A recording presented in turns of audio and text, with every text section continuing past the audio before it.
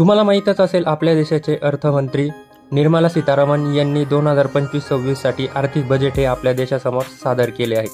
पण त्यामध्ये कोणत्या गोष्टी या महाग आणि कोणत्या गोष्टी या स्वस्त होणार आहेत ते आपण या व्हिडिओमध्ये बघणार आहोत। त्या पहिले जर तुम्ही चॅनलवर नवीन असाल तर चॅनल सबस्क्राइब देखील करून घ्या।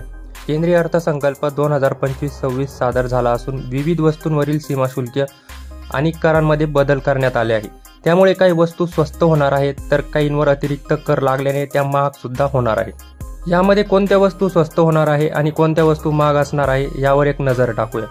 पहिले बघूया मित्रांनो आपण स्वस्त होणाऱ्या वस्तू।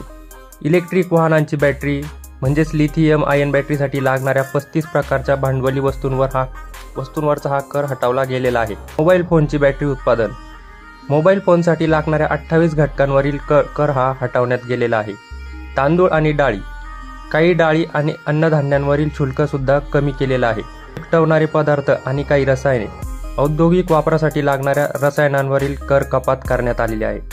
पवन आणि सौर ऊर्जा उपकरणे, सौर पॅनल आणि टर्बाईनसाठी लागणाऱ्या उपकरणांवरील शुल्क हा माफ करण्यात आलेला आहे। टेक्स्टाईल उद्योग, नवीन प्रकारच्या कापड यंत्रांसाठी सीमाशुल्क माफ केलं गेलेलं आहे।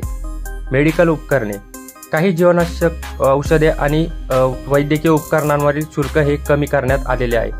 अन्न प्रक्रिया उद्योग, खाद्यपदार्थ निर्मितीसाठी वापरल्या जाणाऱ्या काही यंत्रसामग्री स्वस्त झालेल्या आहेत। मरीन उद्योग, मासेमारीसाठी वापरण्यात येणाऱ्या काही उपकरणांवरील कर कपात करण्यात आलेले आहे। ह्या झाल्या मित्रांनो स्वस्त होणाऱ्या वस्तू। तर मित्रांनो आता महाग काय झालेले आहे ते बघू आपण। इंटरॅक्टिव्ह डिस्प्ले पॅनल 10% वरून मित्रांनो आता तो 20% सीमाशुल्क हे वाढवण्यात आलेले आहे।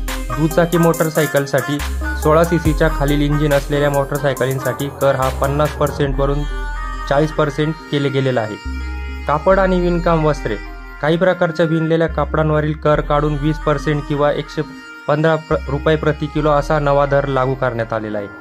विद्युत उपकरणे, काही विशिष्ट इलेक्ट्रॉनिक उपकरणांवरील आयातीवरील कर वाढवला गेलेला आहे। प्लॅटिनम आणि महागडी धातू, काही मौल्यवान धातूंवरील शुल्क हे वाढवले गेलेले आहे। किमती कपडे आणि फर्निचर, उच्च ब्रँडेड कपडे आणि काही लाकडी फर्निचर हे महाग होणार आहे। आंतरराष्ट्रीय प्रवास, विमानतळ वापर शुल्क आणि इंधन वाढीमुळे आंतरराष्ट्रीय प्रवास महाग होण्याची शक्यता असणार आहे 2025-26 मध्ये। तर सर्वसामान्यांसाठी हे बजेट परवडेल असं तर मला वाटते। तुम्हाला काय वाटते ते तुमची कमेंटमध्ये तुम्ही राय नक्की द्या।